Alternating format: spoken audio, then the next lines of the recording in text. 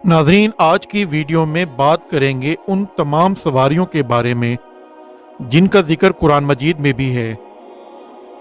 नज़ुल कुरान के वक्त जो चौपाए आम तौर पर बार बर्दारी और सवारी के लिए इस्तेमाल होते थे वो 4 जानवर थे: ऊंट, घोड़े, खच्चर और गधे।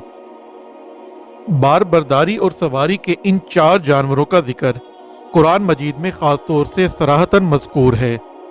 इनके अलावा क़यामत तक जितनी सवारियां और बार बर्दारी के साधन आलम वजूद में आने वाले हैं, अल्लाह ताला ने इन सब का तज़किरा कुरान मजीद में अजमालन बयान फरमा दिया है।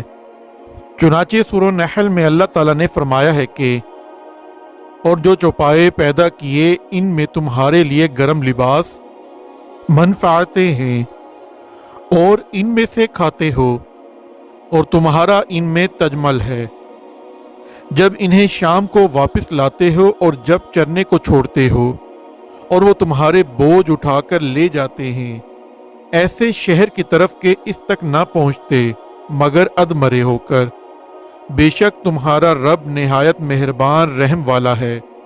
और घोड़े और खच्चर और गधा के इन पर सवार होकर और जीनत के लिए, और वो पैदा करेगा जिसकी तुम्हें खबर नहीं।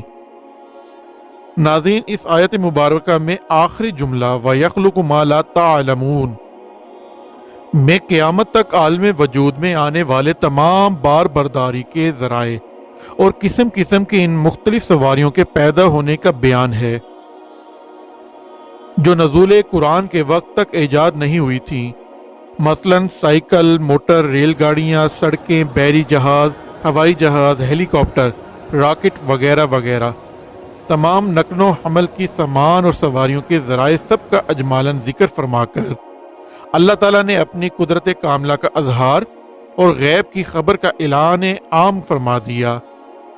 नाज़रीन, ज़राए नकलो हमल और सवारियों के अलावा इस आयात में तो इस कदर अमूम है कि इसमें क़यामत तक पैदा होने वाली हर चीज़ और तमाम कायनात आलम का अजमालन बयान है।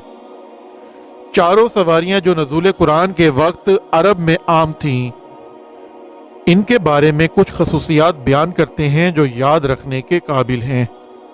तो सबसे पहले बात करते हैं ऊंट की। ये बहुत से नबियों और रसूलों की सवारी है।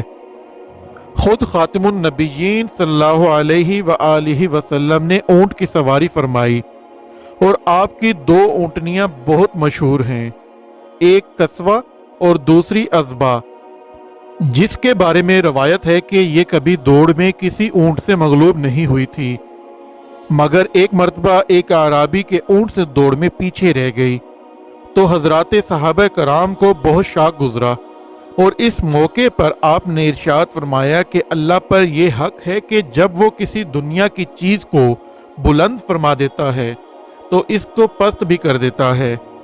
मरवी है कि आपकी ऊँटनी अज़बा ने आपकी वफ़ात के बाद गम में खाना ना खाया और ना ही कुछ पिया और वफ़ात पा गई।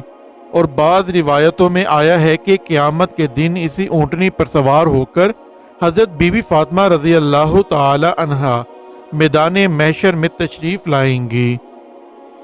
हयातुल हैवान में है कि ऊँट के बालों को जलाकर इसकी राख अगर बहते हुए खून पर छिड़क दी जाए तो खून फौरन बंद हो जाएगा, और ऊंट की कलनी अगर किसी आशिक की आस्तीन में बांध दी जाए तो इसका इश्क ज़ाइल हो जाएगा, और ऊंट का गोश्त बहुत मकवी बा है। अब दूसरे नंबर पर बात करते हैं घोड़े के बारे में। सबसे पहले घोड़े पर हज़रत इस्माईल अलैहिस्सलाम ने सवारी फरमाई। आपसे पहले ये वहशी और जंगली चौपाया था, इसीलिए हजूर अलैहिस्सलाम ने फरमाया कि तुम लोग घोड़े की सवारी करो, क्योंकि ये तुम्हारे बाप हज़रत इस्माईल अलैहिस्सलाम की मीरास है। हज़रत अनस रज़ी अल्लाह ताला अन्हु का बयान है कि हजूर अक़दस सल्लल्लाहु अलैहि व आलिहि वसल्लम को बीवियों के बाद सबसे ज़्यादा घोड़ा महबूब था।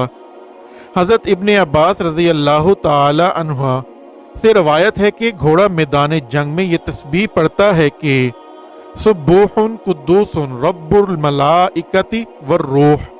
खुद हजूर अकरम सल्लल्लाहु अलैहि व आलिहि वसल्लम के चंद घोड़े थे जिन पर आप सवारी फरमाया करते थे। منقول ہے کہ حضرت موسیٰ علیہ السلام نے حضرت خضر علیہ السلام سے دریافت فرمایا کہ کون کون سی سواریاں آپ کو پسند ہیں، تو آپ نے فرمایا کہ گھوڑا اور گدھا اور اونٹ، کیونکہ گھوڑا اول عزم رسولوں کی سواری ہے، اور اونٹ حضرت ہود، حضرت صالح، حضرت شعیب و حضرت محمد صلی اللہ علیہ وآلہ وسلم کی سواری ہے، اور گدھا حضرت عیسیٰ اور حضرت عزیر علیہ السلام کی سواری ہے۔ اور میں کیوں نہ اس چوپائے گدھے سے محبت رکھوں جس کو مرنے کے بعد اللہ تعالیٰ نے زندہ فرمایا۔ ناظرین، اب بات کرتے ہیں خچر کے بارے میں۔ یہ بھی ایک مبارک سواری ہے۔ روایت ہے کہ حضور اکرم صلی اللہ علیہ وآلہ وسلم کی ملکیت میں 6 خچر تھے۔ ان میں سے ایک سفید رنگ کا تھا جو مکوکس والی مصر نے بطور ہدیہ آپ کی خدمت مبارکہ میں پیش کیا تھا، جس کا نام دلدل تھا۔ حضور علیہ السلام نے اندرون شہر مدینہ میں اور اپنے باہر کے سفروں میں اسی سواری پر سوار فرمایا کرتے تھے۔ اس کی عمر بہت زیادہ ہوئی، یہاں تک کہ اس کے سب دانت ٹوٹ گئے، اور اس کی خوراک کے لیے جو کوٹ کر دلیا بنایا جاتا تھا، یہ حضور کی وفات کے بعد مدتوں زندہ رہا۔ چنانچہ حضرت عثمان رضی اللہ تعالی عنہ اپنی خلافت کے دوران اس پر سوار ہوئے، اور آپ کے بعد حضرت علی رضی اللہ تعالی عنہ بھی جنگ خوارج کے موقع پر اسی خچر پر سوار ہو کر جنگ کے لیے نکلے۔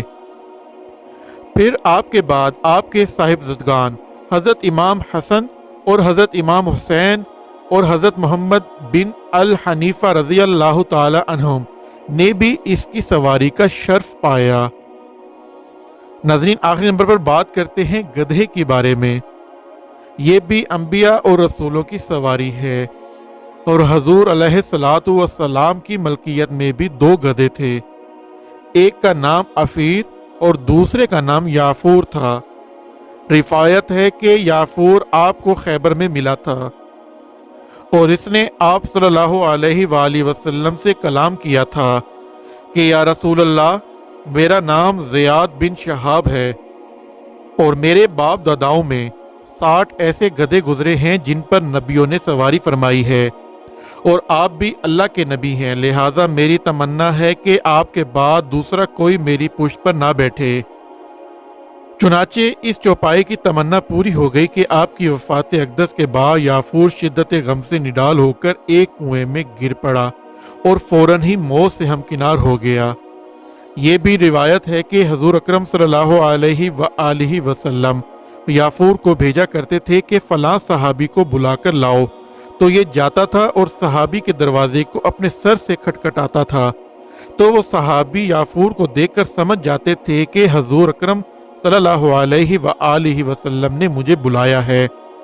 چنانچہ وہ فوراً ہی یافور کے ساتھ دربار نبوی میں حاضر ہو جایا کرتے تھے۔ حدیث میں آیا ہے کہ جو شخص ادنا کپڑا پہنے گا اور بکری کا دودھ دوہے گا اور گدھے کی سواری کرے گا، اس میں بالکل ہی تکبر نہیں ہوگا۔